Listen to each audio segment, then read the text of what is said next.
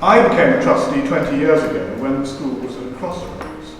The building was in a poor state of repair and patently non-compliant.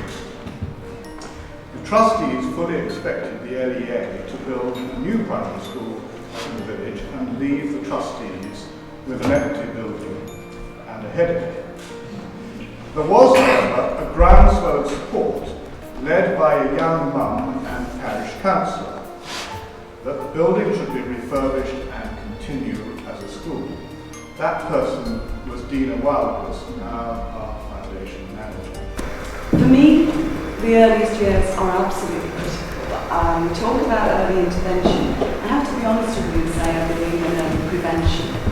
I think if we can make sure that children are well nurtured, that we intervene to support families, that we look at parents, that we look at the carers, that's where we're going to make the biggest difference to these children's lives.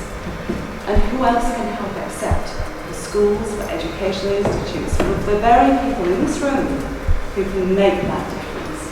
The only limitations in our lives are ones we either set ourselves, we allow other people to set for us. And that goes back to wanting educational excellence everywhere. That confidence, that investment by his or her teachers that actually we're going to help you to fly.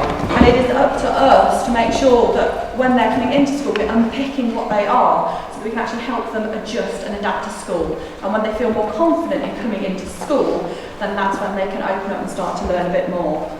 So what we have to do is look at our formal education, and of course we want children to have their levels, we want them to get their examinations, we want them to do very well in their lives, but actually we've got to look at changing the face of what we do in order to encapsulate what the 21st century is about. Every single child that comes to school deserves the right to a good education, and we need to make sure that yes, we might be offering that, but we need to be offering something else as well.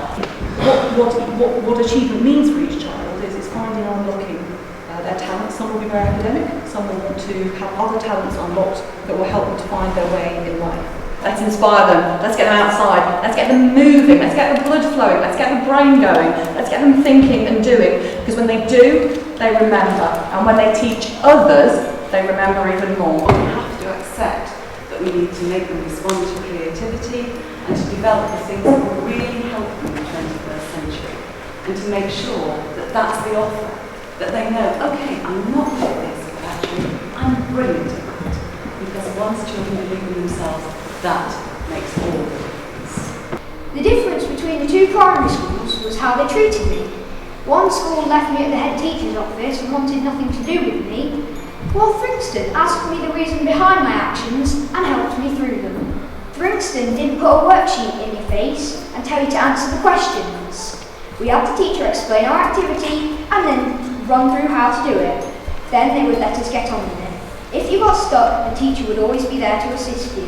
It's been a fascinating afternoon, and whilst there might be things that we can debate and discuss, I think we're all really wanting the right thing for our young people, which is that great life-transforming education that I think they deserve. Thank you. Well, I hope you take into account these wonderful ideas, because I would do anything to help a child who started primary school like me to end primary school like I did. Well, at the end of the day, I do feel like Martin Luther King, because that's my dream.